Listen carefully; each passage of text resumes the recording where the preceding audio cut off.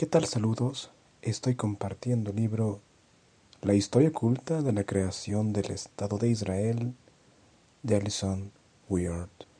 En este episodio voy a compartir el cuarto capítulo titulado La Primera Guerra Mundial y la Declaración de Balfour.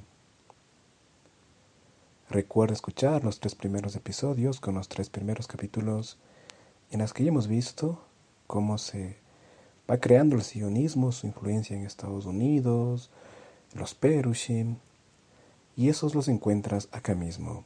Bueno, empiezo. La mayoría de los analistas consideran que la Primera Guerra Mundial fue un conflicto inútil derivado de enredos diplomáticos más que una parodia de justicia o agresión. Sin embargo, el conflicto fue catastrófico para toda una generación de europeos y mató a 14 millones de personas. Estados Unidos se sumó a esta guerra innecesaria un par de años después del comienzo de las hostilidades y pagó su intervención con muchas vidas, a pesar de que no formaba parte de las alianzas que arrastraron a otros países a la contienda, y a pesar de la rotunda oposición de la ciudadanía a participar en la guerra y de que Woodrow Wilson consiguió la presidencia con este eslogan: Él nos ha librado de la guerra. El presidente cambió el rumbo de 1917 y sumió al país en el trágico conflicto europeo. Alrededor de 270.000 estadounidenses murieron o resultaron heridos. En torno a 1.200 ciudadanos que se opusieron a la guerra fueron detenidos y encarcelados, y algunos pasaron varios años en prisión. Por supuesto, en el país de la libertad, ¿no? Se esgrimieron públicamente diversas razones para justificar el giro de Wilson, entre ellas los ataques de los submarinos alemanes, el hundimiento del Lusitania, un barco de pasaje, por parte de Alemania, y un desastre diplomático conocido como el incidente del telegrama de Zimmermann. Un intrigante artículo apunta la posibilidad de que los sionistas maniobraran para hacer pública la zona de Zimmermann. Si bien se trata de un artículo especulativo, los editores lo consideraban una explicación original y muy verosímil de un gran acontecimiento de la historia mundial, para el que hasta la fecha no se ha encontrado un argumento racional convincente. Los historiadores añaden la propaganda pro-británica, junto a razones económicas, a la lista de causas, y muchos sugieren que los factores en juego fueron varios.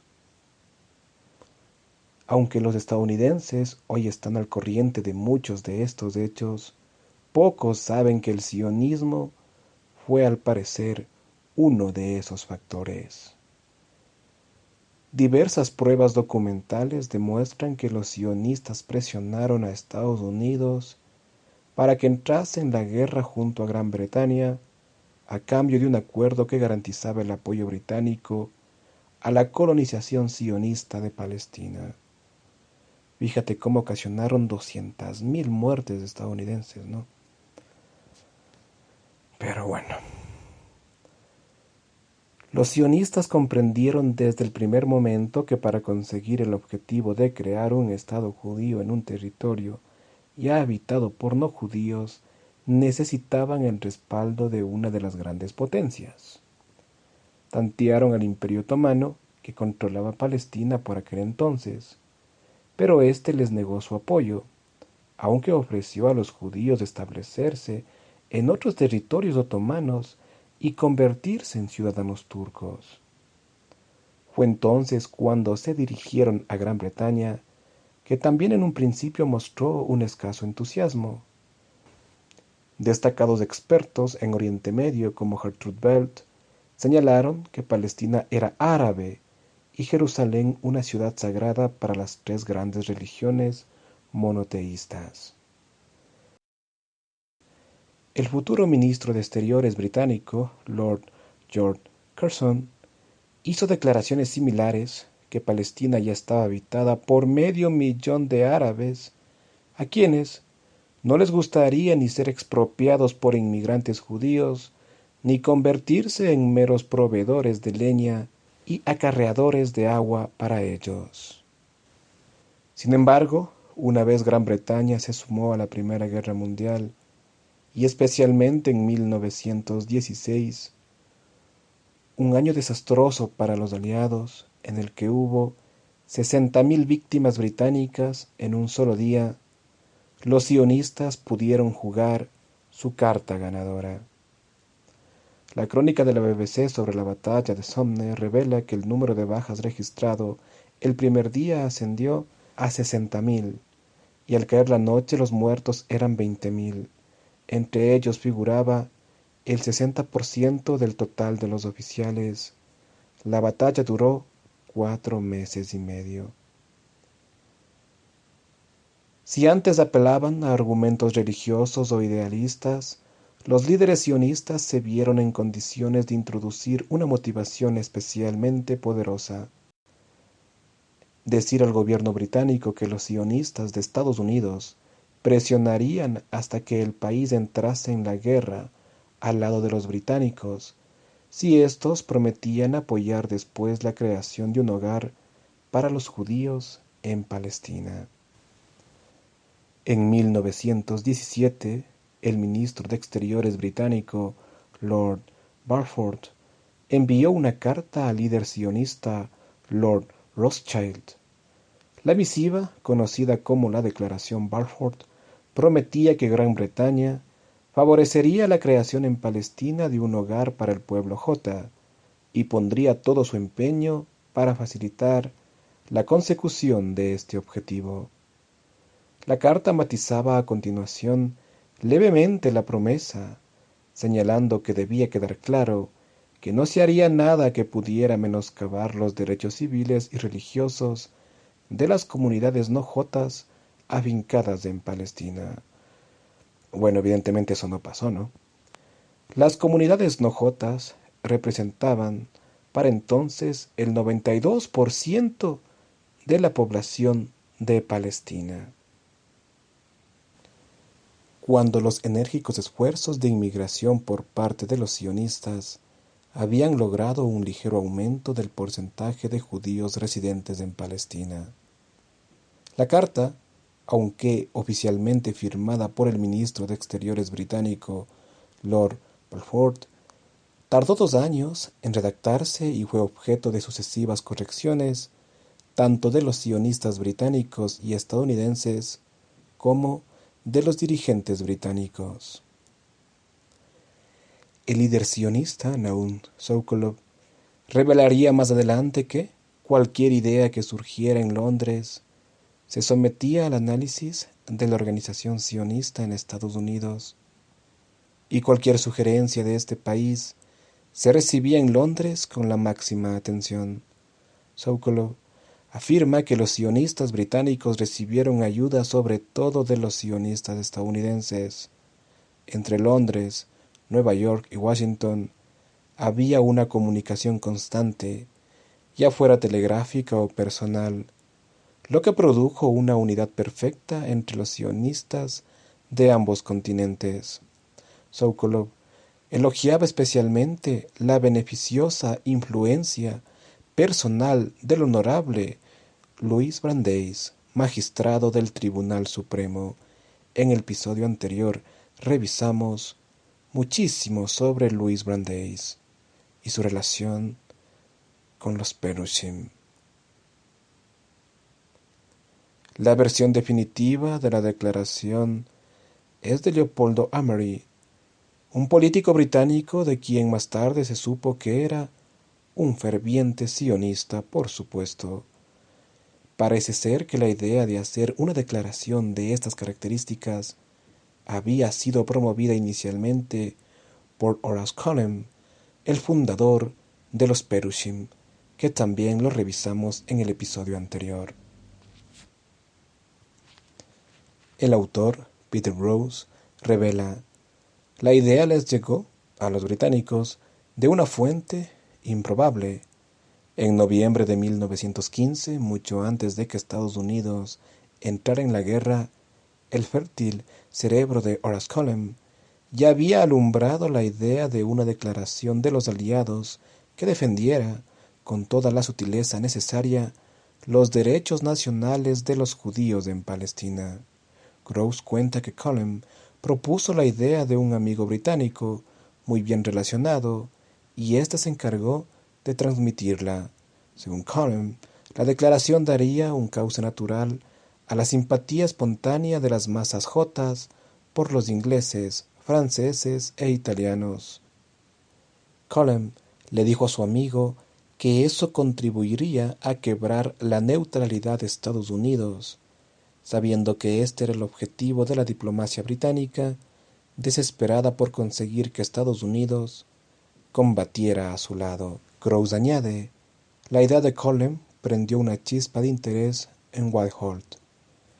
Aunque la declaración Balfour no fue más que un discreto respaldo al sionismo, los sionistas la recibieron como un hito, en la medida en que agrietó una puerta que más tarde forzarían poco a poco. De hecho, muchos la señalan como el factor decisivo para la creación de Israel.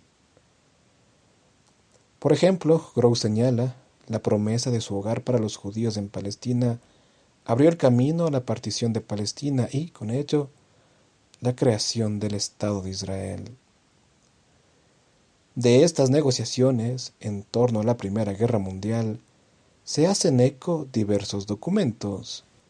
Samuel Altman, secretario de la Organización Sionista Mundial, las describe detalladamente en un artículo de 1936 publicado en World Jewry. El autor señala que en 1916 el gobierno británico había alcanzado un acuerdo secreto entre caballeros, por supuesto entre comillas, con los líderes sionistas. Dice: una vez alcanzado el acuerdo entre Sir Mark Sykes y los sionistas Weizmann y Sokolov, se decidió enviar un mensaje secreto al magistrado Brandeis para comunicarle que el gabinete británico ayudaría a los J a quedarse con Palestina a cambio de su simpatía activa y del apoyo de Estados Unidos a la causa de los aliados, con el fin de crear en Estados Unidos una tendencia radical favorable a la alianza.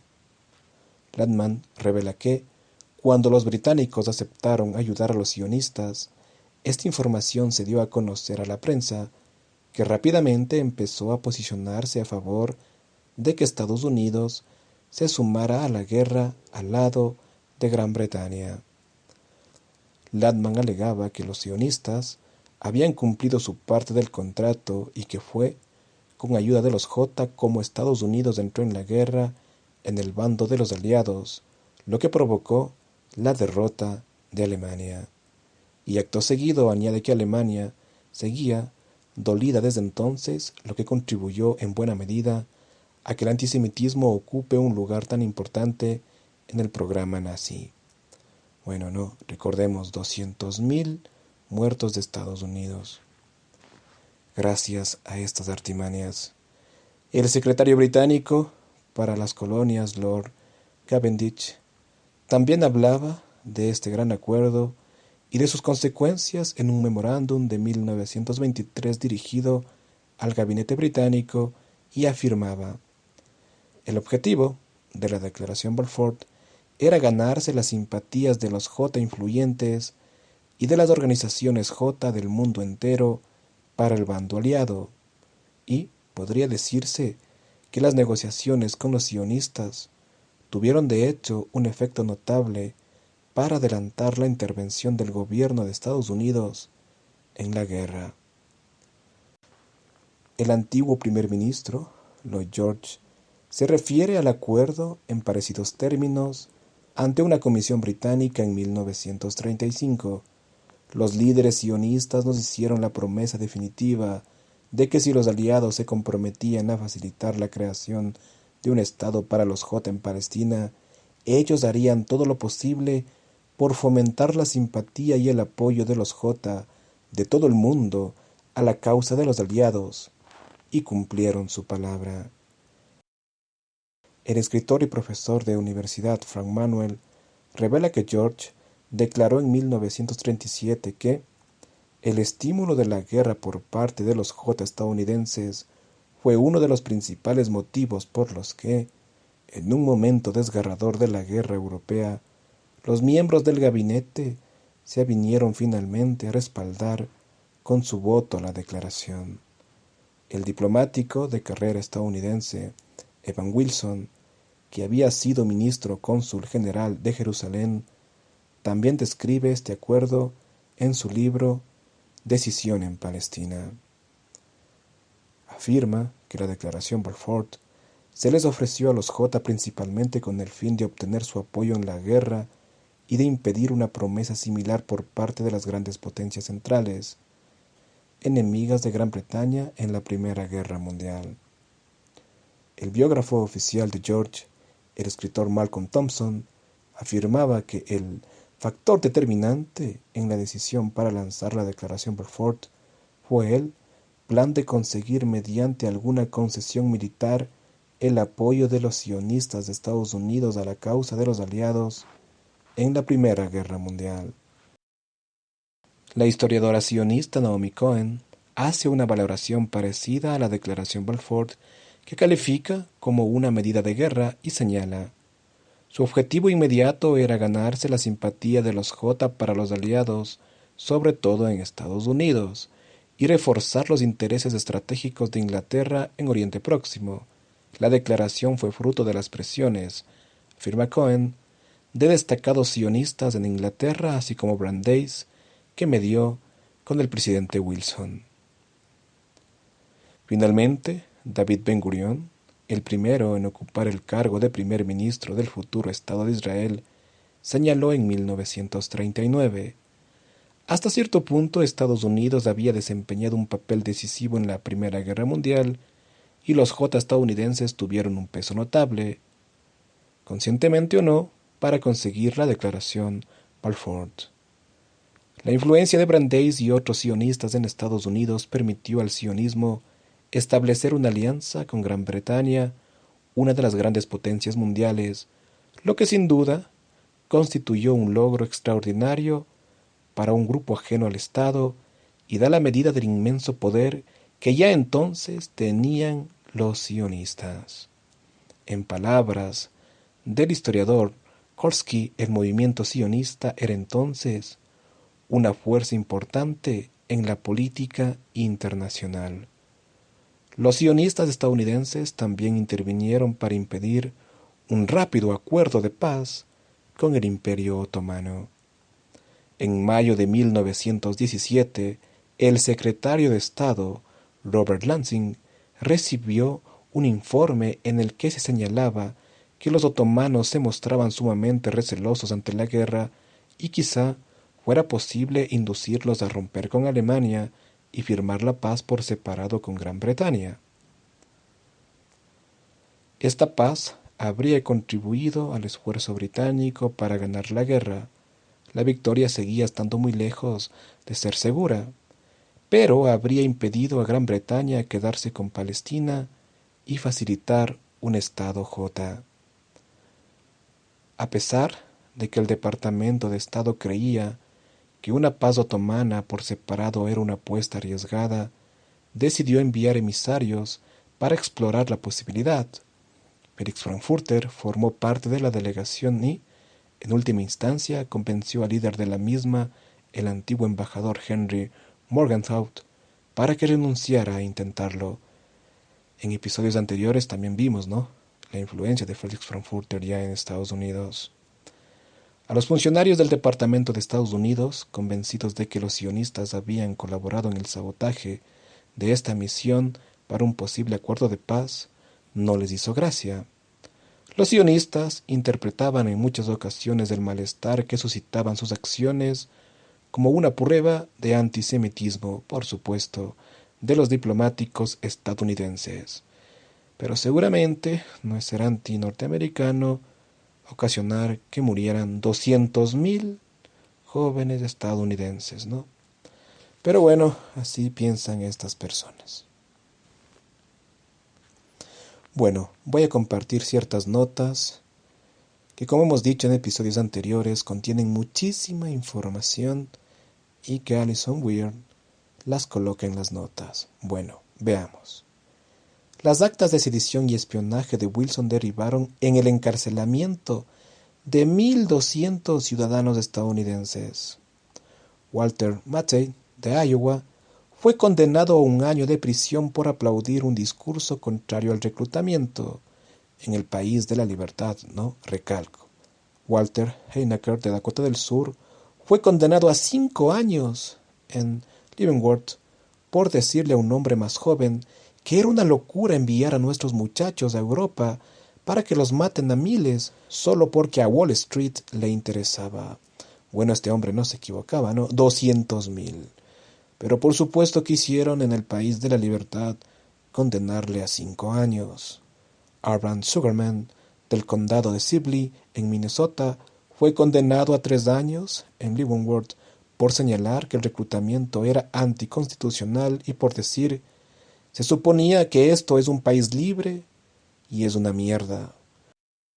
Una de las canciones que ayudaron al reclutamiento de jóvenes dispuestos a combatir en la guerra, Over Dirt, es obra de George Cohan, que recibió por esto la Medalla de Honor del Congreso en 1940, cuando Estados Unidos estaba a punto de entrar en otra guerra mundial.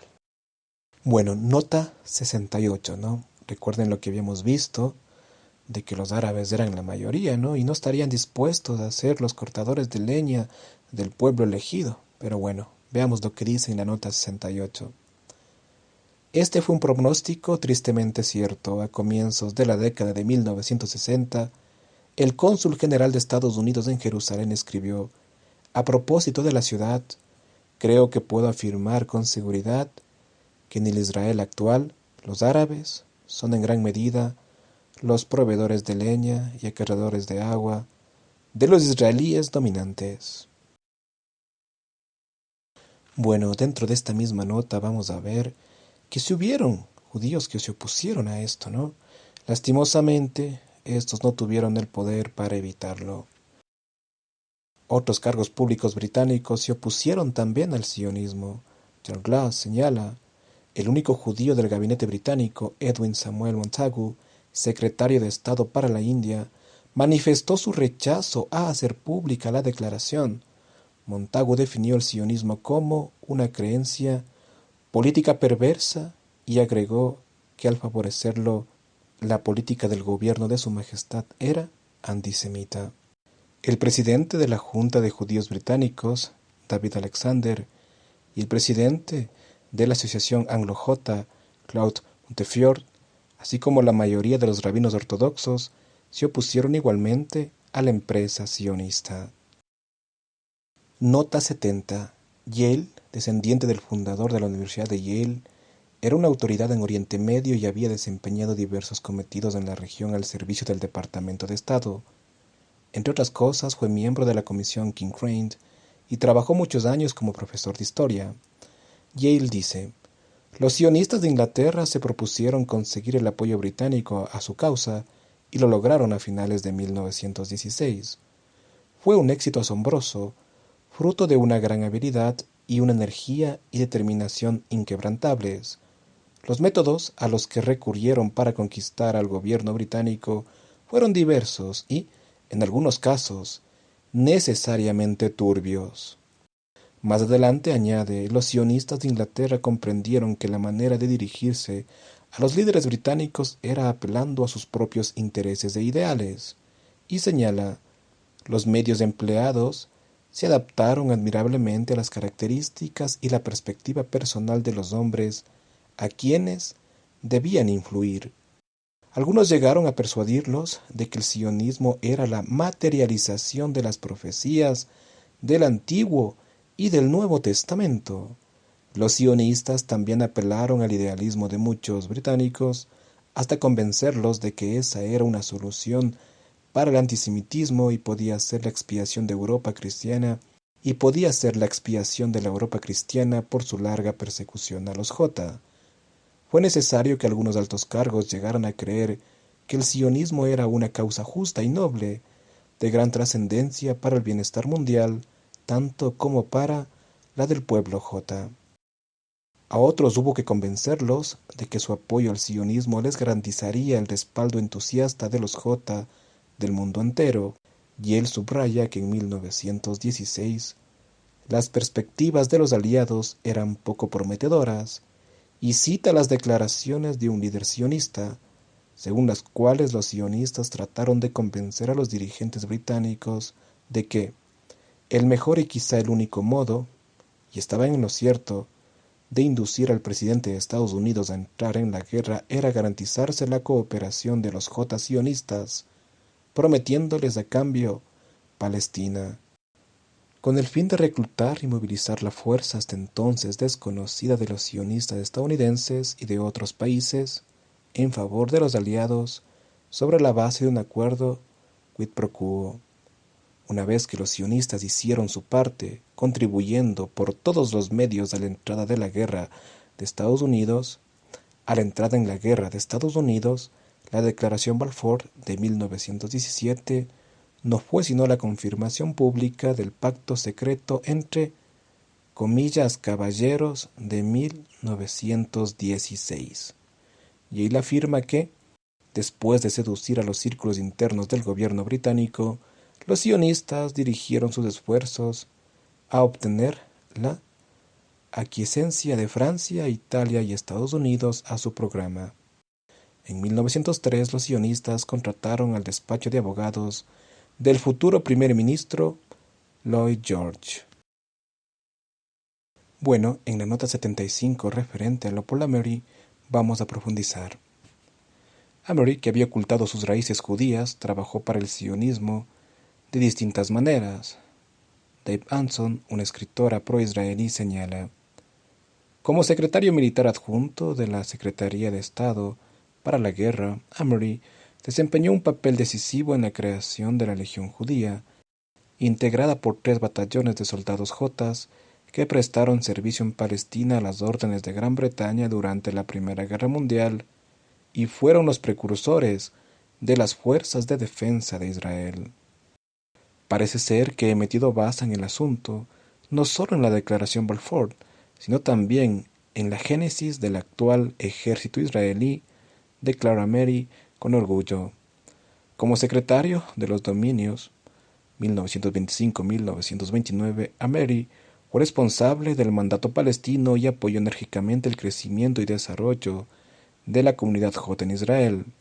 Weizmann recordaba igualmente el apoyo y el aliento sin fisuras de Amery, así como su capacidad para comprender mejor que nadie la importancia de una Palestina judía en el plan imperial británico. Tuvo también mucha intuición para las sutilezas del movimiento sionista. En 1937, poco después de testificar ante la Comisión Peel sobre el futuro de Palestina, Amery colaboró en la organización de una cena en homenaje a la labor de la Legión Judía durante la guerra, que tuvo como invitado de honor a su amigo Jabotinsky. Amery fue elevando progresivamente el volumen de sus críticas al gobierno británico por el debilitamiento de su compromiso con los Jota de Palestina para aplacar a los árabes y despotricó en la Cámara de los Comunes contra el famoso documento blanco de 1939 que fijaba en un máximo de 75.000 el número de jotas autorizados a instalarse en Palestina. En el curso de los 5 años siguientes, rara vez he sentido mayor indignación y vergüenza o he pronunciado un discurso del que me sienta más satisfecho, y se convirtió en un crítico implacable de Chamberlain y del apaciguamiento. Y bueno amigos, hay más notas importantes, pero bueno, si usted quiere conocerlas y profundizar, tienes en la descripción el enlace para que puedas leer el libro completo. Y en el próximo episodio estaré compartiendo la Conferencia de Paz de París, 1919. Los sionistas derrotan los llamamientos a la autodeterminación. Así que bueno, si te gustó esta información, compártela, suscríbete al canal, dale me gusta y me despido hasta el próximo episodio. Gracias.